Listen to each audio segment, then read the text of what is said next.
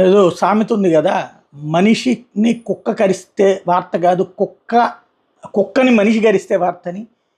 భార్యల్ని భర్తలు చంపడం వార్తలు కాదు, అది రొటీన్ అయిపోయినాయి. ఇప్పుడు భర్తల్ని భార్యలు చంపుతుండేటప్పటికి సెన్సేషన్ అవుతున్నాయి అనమాట. కొన్ని రోజులు పోతే ఇవి కూడా రెగ్యులర్గా అయిపోతే మామూలు అయిపోతుంది అనుకుంటే తాజాగా ఆ, ఒక వ్యక్తి హత్యకు ఓ మహిళ సుపారీ ఇచ్చి దొరికిపోయిన సంఘటన అనకాపల్లి జిల్లా ఎస్రాయవరం మండలం తిమ్మాపురంలో జరిగింది.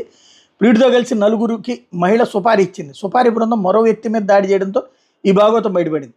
మహిళ ఆమె ప్రియుడితో పాటు మరో ముగ్గురు పోలీసులు అరెస్ట్ చేసినటువంటి వ్యవహారం ఇప్పుడు సంచలనం సృష్టిస్తోంది. అంటే టార్గెట్ మిస్ అనమాట ఇక్కడ.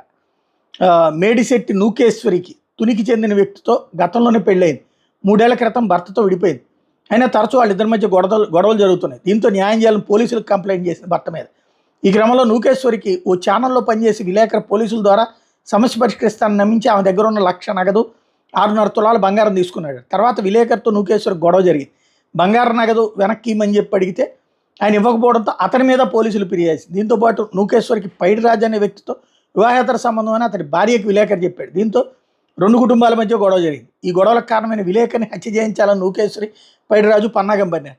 తుని ప్రాంతానికి చెందిన కిరాయి రౌడీలు సాకాట్ అలియాస్ శ్యామ్, కెసరపూడి జాను ప్రసాద్, రాయని రాజకుమార్తో 1,00,000 ఒప్పందం చేసుకున్నారు.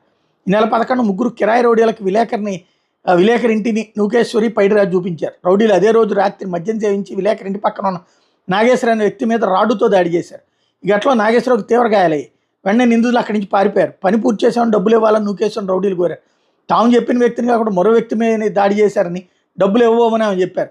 2వ రోజు ఆ పని పూర్తి చేస్తామని విలేకరి ఇంటికి వెళ్లేందుకు సిద్ధమవుతున్నప్పుడు సందర్భంలో నిందితుడు సిఐ రామకృష్ణ, ఎస్ఐ విభీషణ్ రావు సిబ్బందితో వెళ్ళి పట్టుకున్నారు. వాళ్ళని విచారిస్తే కిరాయి హత్య గురించి చెప్పారు.